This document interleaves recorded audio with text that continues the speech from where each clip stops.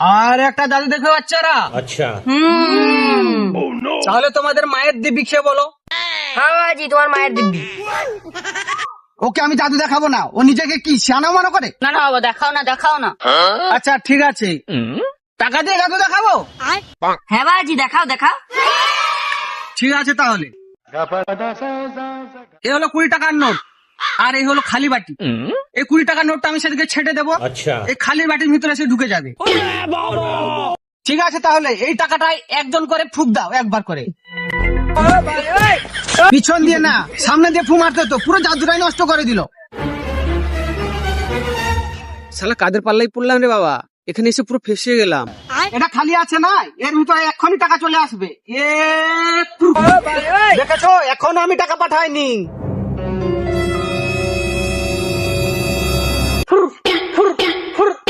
এই দেখো তোমাদের মাসি।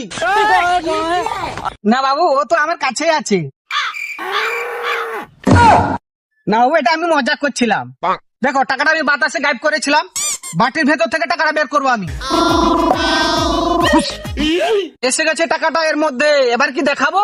হ্যাঁ বাবাজি, দেখাও দেখাও।